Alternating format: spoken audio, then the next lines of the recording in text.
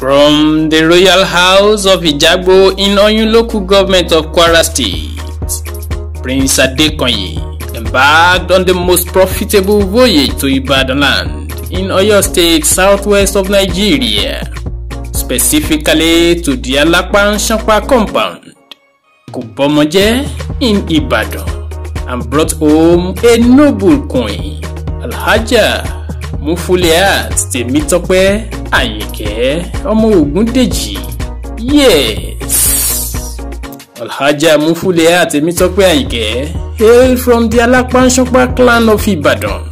She was the direct daughter of Olaiwola Ògúndèjì, the paramount heir of the legendary Egun Alapan-Shanpa.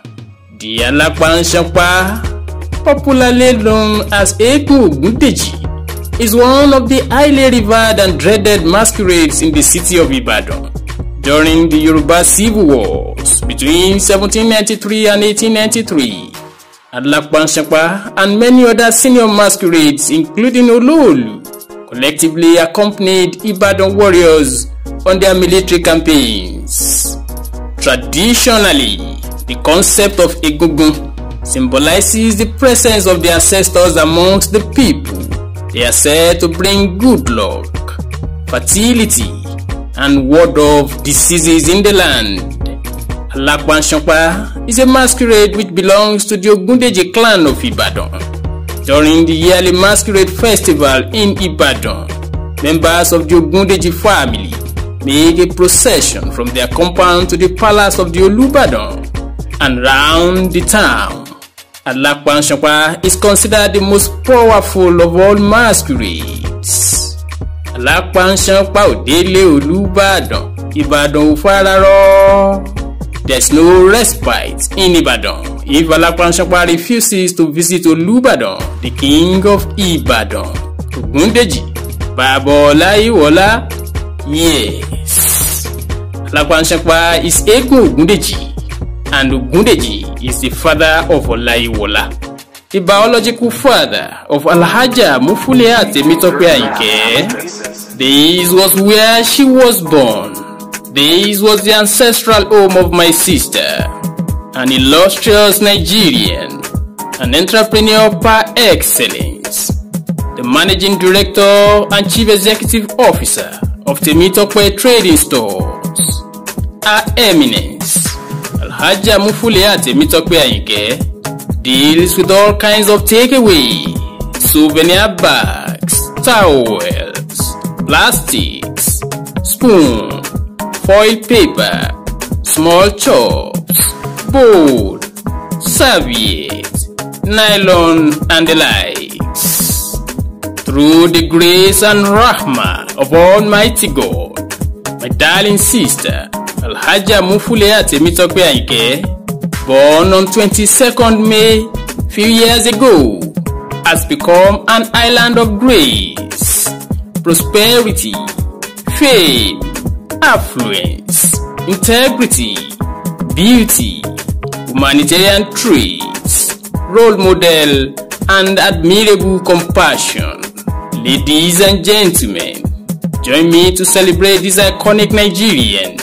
Join me to celebrate the anniversary of birth of Ayinke Aya Adekoye. Leo Ayinke ọmọ Olaiwola Ògúndèjì Alapan-Shanpa ní Kubomoje nílùú Ìbàdàn. Ìbàdàn lé Olúyọ̀lé, ìlú Òjó, ìlú Àjàyí, ògbóré ẹfọ̀n sọ filafila, ògbóré ẹfọ̀n sọ filafila. Ìlú Ìbíkúnlé, Alágbàlá, Jáyàjáyà, ìlú Látòòṣà, Ààrẹ Ọ̀nà Kakanfò, ọlọ́kọ̀ ẹfún ṣetán Aníwúrà. Ṣe bẹ́lẹ́yẹlé lomi títẹrú tọmọ láyípo mu, àṣejìrẹ́ lomi àbùmúbùwẹ̀. Wọ́lọ́mọ Ìbàdàn, májàmájà tó fi kára iwájú lẹ́rú ìjàgbóró lóró Ìbàdàn. Ìwọ ni Ìbàdàn máa jẹ̀gbín yó, wọ́n máa jẹ̀gbín jẹ̀kára wọn, wọ́n máa fi kára wọn fọ́rí mu. Ìbàdàn máa jòrò sùn. Temitope Ayinke ńlẹ́ o, ọmọ olówó òdùrú. Wọ́lọ́mọ Ògbómọ̀ṣọ́, ọmọ Ìtàdógún, ọmọ Táàrẹ́fọ̀n. Wọ́lọ́mọ Ajíṣọmọ, ọmọ Ẹgbẹ́jí Òwu.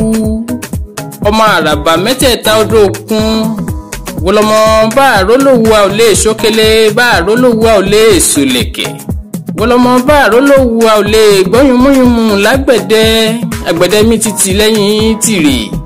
Àyìnkẹ́ ọkọ mi ò wu àwùnú pè abímọlówù alákọ̀ọ́nbábo èwo ló ṣe é sìn nínú òwú ọmọ lábẹ́rìnjọ ẹnu làá wú powó ẹnu làá wú pòwò ẹnu làá wú pòdèrè kókò nílé òwú kì í ránró àwí ìmẹ́nu kúrò nítòwú ọmọ lábẹ́rìnjọ. Alhaja Tèmítọ́pẹ́ Àyìnkẹ́ ọdọọdún làá rórógbó ọdọọdún làá ráwùsá ọdọọdún làá rọmọbì lórí àtẹ wàá dàgbà wàá dògbó wàá fọwọ́ páwó wàá fèrègì jóbi ìgbà ọdún kan ni o. Alhaja Mufuliat Tèmítọ́pẹ́ Àyìnkẹ́, congratulations on your birthday. I wish you long life. I wish you healthy life. I wish you a prosperous life. You shall live long, longer than your ancestors. La hawla wala quwwata illa billahil aliyyil azim. Tèmítọ́pẹ́ Àyìnkẹ́, have a fantastic birthday celebration.